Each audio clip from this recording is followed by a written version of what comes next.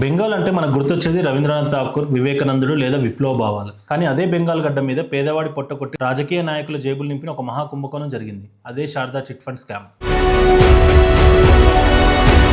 కేవలం పేదవాళ్లే కాదు, మంత్రులు, ఎంపీలు, సినిమా స్టార్లు అందరూ ఈ బురదలో ఉన్న వాళ్ళే.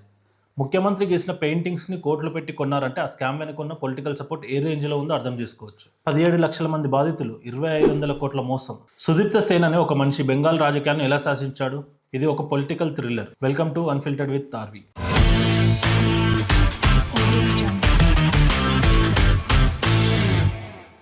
రాజకీయం మరియు వ్యాపారం కలిస్తే అది అభివృద్ధి అవుతుంది, కానీ రాజకీయం మరియు నేరం కలిస్తే అది శారదా స్కామ్ అవుతుంది. పశ్చిమ బెంగాల్లో ప్రతి గల్లీలో వినిపించే పేరు శారద. అదొక కంపెనీ కాదు, పేదవాడికి దేవుడు. రోజు కూలీలు, రిక్షా వాళ్ళు, టీ అమ్ముకునే వాళ్ళు తమ కష్టార్జితాన్ని బ్యాంకులో కాకుండా ఈ చిట్ ఫండ్లో దాచుకున్నారు. ఎందుకు? మా డబ్బు డబుల్ అవుతుందనే ఆశతో. కానీ 2013లో ఆ బుడగ పేలిపోయింది. 17 లక్షల కుటుంబాలు రోడ్డు మీద పడ్డాయి. డబ్బు పోయిందని తట్టుకోలేక దాదాపు 100 మంది ఏజెంట్లు, ఇన్వెస్టర్లు ఆత్మహత్య చేసుకున్నారు. దీని వెనుక ఉన్న మాస్టర్ మైండ్ సుదీప్త సేన్. కానీ ఇతను ఒక్కడే ఈ పని చేశాడా? అసలు కాదు. అతని వెనుక ఒక పెద్ద రాజకీయ శక్తి ఉంది. మంత్రులు జైలుకి వెళ్లారు, ఎంపీలు అరెస్ట్ అయ్యారు. అసలు ఆ పొలిటికల్ లింక్ ఏంటి?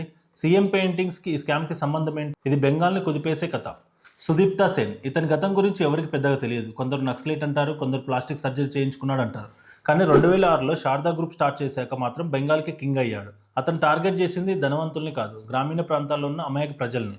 స్కీమ్ సింపుల్: మా కంపెనీలో డబ్బులు పెట్టండి, మీకు ప్లాట్లు ఇస్తాం లేదా డబ్బులు డబుల్ చేసి ఇస్తాం. దీన్ని నమ్మించడానికి అతను ఒక పెద్ద ప్లానే వేశాడు. కేవలం చిట్ ఫండ్ మాత్రమే కాదు, రియల్ ఎస్టేట్, ఎక్స్పోర్ట్, టూరిజం ఇలా 100కు పైగా డమ్మీ కంపెనీలను సృష్టించారు. జనం నమ్మారు. ఎంతలా అంటే ప్రభుత్వ పోస్ట్ ఆఫీసుల్లో డిపాజిట్లు తగ్గిపోయి శారదా ఆఫీసుల్లో క్యూలు పెరిగాయి. సుదీప్త సేన్ దగ్గర డబ్బు వరదలా వచ్చి పడింది. మరి ఆ డబ్బుని కాపాడుకోవాలంటే ఏం కావాలి? పవర్ కావాలి. ఒక స్కామ్ని లీగల్గా చూపించాలంటే 2 విషయాలు కావాలి. ఒకటి media, 2 cinema glamour. Sudipta Sen సరిగ్గా ఇదే చేశాడు. బెంగాల్లో ఏకంగా 8 న్యూస్ పేపర్లు, 5 టీవీ ఛానల్స్ని కొన్నాడు లేదా కొత్తవి పెట్టాడు. అందులో 24 గంటలు శారదా గురించి భజన. ఎవరైనా వ్యతిరేకంగా రాస్తే వాళ్ళ నోర్లు ముగించేవాడు. ఇక గ్లామర్ విషయానికి వస్తే బాలీవుడ్ స్టార్, బెంగాల్ బిడ్డ మిథున్ చక్రవర్తిని బ్రాండ్ అంబాసిడర్గా పెట్టుకున్నాడు. ఆయనతో పాటు తృణమూల్ కాంగ్రెస్, టీఎంసీ ఎంపీ నటి శతాబ్ది రాయ్ కూడా ప్రచారంలో ఉన్నారు.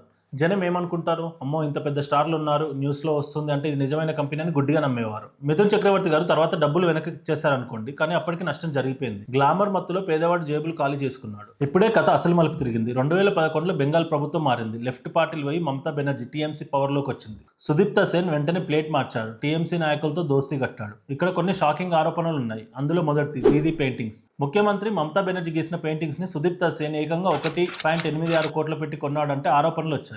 ఒక పెయింటింగ్కి అంత విలువ, లేక అది లంచానికి వేరే రూపమా? రెండోది ఆంబులెన్స్లు. శారదా కంపెనీ డొనేట్ చేసిన ఆంబులెన్స్లను, బైక్లను ప్రభుత్వమే అధికారికంగా వాడుకుంది. అంటే ప్రభుత్వం ఆ కంపెనీకి బ్రాండ్గా పనిచేసినట్టే కదా. మూడోది నాయకుల arrest. Trinamool MP Kunal Ghosh media హెడ్గా ఉండి కోట్ల జీతం తీసుకున్నాడు. ట్రాన్స్పోర్ట్ మినిస్టర్ మదన్ మిత్రా ఏజెంట్ల యూనియన్ హెడ్గా ఉండేవాడు. వీళ్ళందరూ శారదా స్టేజ్ ఎక్కి ధైర్యంగా డబ్బులు కట్టండి, మా ప్రభుత్వం అండగా ఉంటుందని స్పీచ్లు ఇచ్చారు. ప్రభుత్వమే గ్యారంటీ ఇచ్చాక సామాన్యుడికి ఇంకేం కావాలి? 2013 జనవరి ఇన్ఫ్లో తగ్గింది. డబ్బులు తిరిగి వచ్చే పరిస్థితి లేదు. సుదీప్త సేన్కి అర్థమైపోయింది, ఆట అయిపోయిందని. అతను ఒక బాంబు పేల్చాడు. సిబిఐకి 18 పేజీల లెటర్ రాశాడు. అందులో తృణమూల్ కాంగ్రెస్ నాయకులు తనని ఎలా వాడుకున్నారు, ఎవరెవరికి ఎంత డబ్బు ఇచ్చాడు పేర్లతో సహా రాశాడు. నన్ను వాడుకున్నారు, ఇప్పుడు వదిలేశాడు అని ఏడ్చాడు. ఆ లెటర్ రాసిన తర్వాత అతను కాశ్మీర్కి పారిపోయాడు. కానీ బెంగాల్ పోలీసులు, ఢిల్లీ పోలీసుల సాయంతో అతను చేసి పట్టుకున్నారు.